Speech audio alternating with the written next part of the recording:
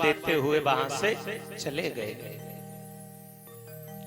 एक दिन की बात है, यशोदा मैया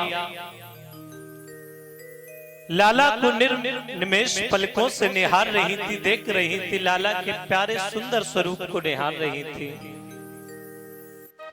कि अचानक से लाला ने करवट बदल दी। ये देखकर बड़ी प्रसन्न हो गई और नाई को बुलाया और कहने लगी कि नाई, नेक लगा दे दोहाई, ब्रज में दोहाई लगा दो, न्योता दे दो कि आज लाला ने करवट बदली है, करवट बदलने को बिलौआ है। ऐसे ब्रज में उत्सव मनते हैं, कोई भी एक बहाना चाहिए मैया को उत्सव मनाने का। आज लाला ने करवट बदली है तो वो भी उत्सव मनाया जा रहा है। सभी गोपियां सज धज कर आ गईं, लेकिन कन्हैया तो सो रहे हैं। मैया कहने लगी, गोपियों लाला भी सो रहे हैं, इसलिए शांति से आंगन में बैठकर भजन कीर्तन कर लो, ज्यादा शोर मत मचाना। और लाला के पालने को लिया और एक बैलगाड़ी के नीचे रख दिया जाकर, और यहाँ पर गोपिकाएं भजन गाने लगी भगवान के। भगवान सो रहे थे, नेत्र खुले, चारों तरफ देखा कि हमें ये कहां पर रख दिया, हम तो बैलगाड़ी के नीचे रखे हुए हैं। मन में सोचने लगे कि बिलौआ हमारा चल रहा है, भजन हमारे गाए जा रहे हैं और हमको बैलगाड़ी के नीचे लाके रख दिया। पहले तो जोर जोर से रोना प्रारंभ किया, लेकिन भजन कीर्तन की धुन में किसी ने नहीं सुना कि लाला रो रहा है। बहुत देर हो गई रोते रोते, तो ध्यान से देखा कि ये बैलगाड़ी नहीं है, ये तो सकटासुर मामा है जिसे कंस मामा ने भेजा है। तो मन में सोचने लगे कि सकटासुर मामा आ ही गए हैं तो इनका भी उद्धार कर ही देते हैं। जोर से एक लात मारी बैलगाड़ी में, बैलगाड़ी जमीन में आके गिरी, धड़ाम से आवाज हुई। फिर सभी ब्रजवासी आ गए कि क्या हो गया।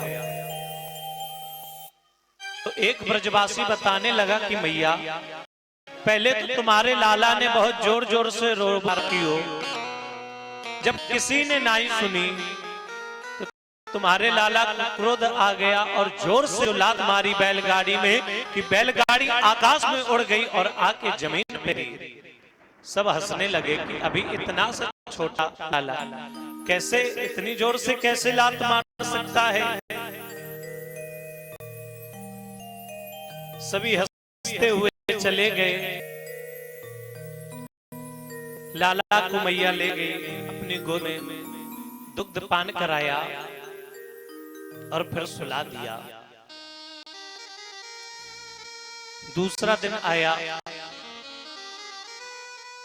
लाला रो रहा था तो मैया ने गोद में लिया और दुग्ध पान कराने लगी। लेकिन थोड़ा समय हुआ दुग्ध पान करते हुए कि भगवान ने अपनी योग माया से अपने वजन को इतना बढ़ाया कि मैया आज उस भार को सह नहीं कर पा रही है।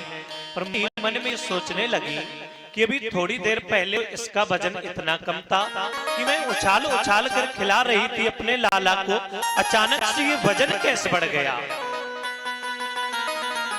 तो मैया सोचने लगी बहुत देर से लाला दूध पी रहा है, हो सकता है इसीलिए वजन बढ़ गया हो। भला दूध पीने से कहीं वजन बढ़ता है, लेकिन भगवान की माया है। भगवान ये देख रहे थे कि तृणावर्त का दैत्य, तृणावर्त नाम का एक दैत्य जो चारों तरफ घूम रहा है और सोच रहा है कैसे हम कन्हैया को अकेला पाएं और उड़ा कर ले जाएं। तृणावर्त तूफान के रूप में आया था जो तृणावर्त दैत्य है। तो भगवान ने अपना इतना वजन बढ़ाया कि मैया उस भार से पीड़ित तो हो गई और कन्हैया को एक जगह पर रख दिया। और जैसे ही कन्हैया को रखा, तृणावर्त तूफान के रूप में आया और भगवान को लिया आकाश उड़ा कर ले जा रहा है। लेकिन भगवान की माया तो हर गए है। जैसे ही भगवान को आकाश मंडल में उड़ा कर ले जा रहा है, भगवान ने अपने वजन को और बढ़ाया। तृणावर्त तो सोचने लगा, लगता है कि पुत्र के धोखे में मैं पत्थर को उठा लाया हूं, काले काले पत्थर को ले आया हूं। ये फर्क होता है भक्त में और दुष्ट में। जो भक्त होते हैं वो पत्थर की मूर्ति में मंदिर में भी भगवान का दर्शन कर लेते हैं। जिसे आंखें खुदा ने दी वो पत्थर में खुदा देखे, कि जिसका दिल ही पत्थर है भला पत्थर में क्या देखे। जिसे आंखें खुदा ने दी वो पत्थर में खुदा देखे। जो भक्त का स्वभाव होता है तो मंदिर में भी भगवान के दर्शन करता है, क्योंकि मंदिर में भी पत्थर की ही मूर्ति होती है। और जिसकी दृष्टि ही नहीं वो मंदिर क्या गुरुद्वारा क्या, कहीं पर भी उसको भगवान के दर्शन नहीं होते। तो आज इस दैत्य को भगवान को उड़ा कर ले जा रहा है, लेकिन मन में सोच रहा है पत्थर को ले आया हो।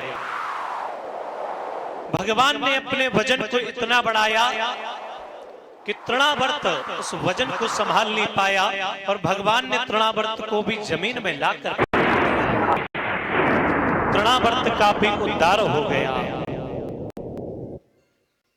यशोदा मैया और सभी ब्रजवासी आई। यशोदैया ने लाल को गोद में उठाया और कहने लगी कि आज मुझको ये बात समझ में आ गई कि कोई किसी को मारे सब अपने आप मर जाते हैं। इतने सारे दैत्य बार बार आते हैं और मेरे लल्ला के ऊपर आक्रमण करे हैं। क्या बिगाड़ा है मेरे लल्ला ने इन सब? सभी आते हैं और मेरे लल्ला को अनेक प्रकार से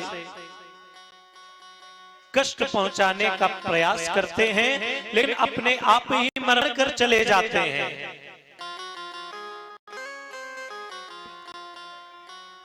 बहुत समय बीता, भगवान 1.5 वर्ष के हो गए, लेकिन अभी तक उनका नामकरण संस्कार नहीं हुआ है।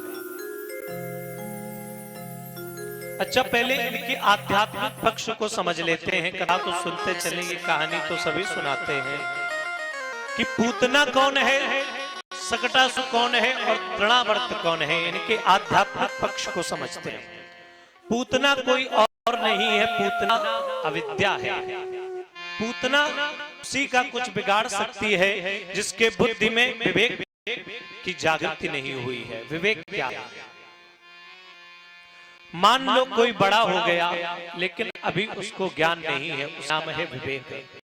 लोग बड़े हो जाते हैं, बहुत उम्र हो जाती है, लेकिन उनको ज्ञान नहीं होता है। ज्ञान ज्ञायते इति ज्ञानम, जिसके द्वारा ज्ञात किया जाता है उसका नाम है ज्ञान। आप सभी लोगों को ये पता है कि गुटखा खाना गलत है, पुड़िया खाना गलत है, मदरा पीना गलत है। सबको ये पता है, ये सभी लोग जानते हैं ना, लेकिन फिर भी पीते हैं। ये हमें ज्ञान है कि ये काम करना गलत है, लेकिन फिर भी करते हैं।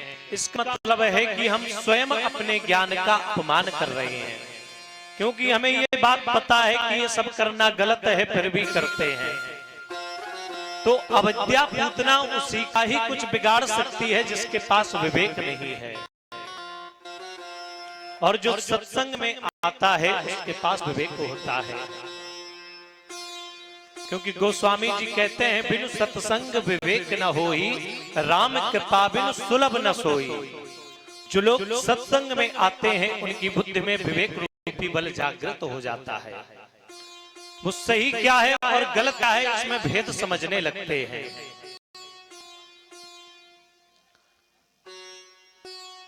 सकासुर कौन है? जो बैलगाड़ी के रूप में आया था। जो बैलगाड़ी थी उसमें बैल नहीं थे, और हमारे धर्म में बैल को धर्म ही बताया गया है। वृषभ। 2 प्रकार के धर्म, लौकिक धर्म और पारलौकिक धर्म, 2 प्रकार के धर्म होते हैं। तो लौकिक धर्म क्या है, पारलौकिक धर्म क्या है, इसको समझते हैं। किसी के जीवन में लौकिकता तो बिल्कुल नहीं है, लेकिन ब्रह्म और जीव की बात करते हैं, चर अचर की बात करते हैं, जड़ चेतन की बात करते हैं, लेकिन जीवन में शिष्टाचार शौचाचार इस प्रकार की कोई चीज नहीं है। समाज में हमें कैसे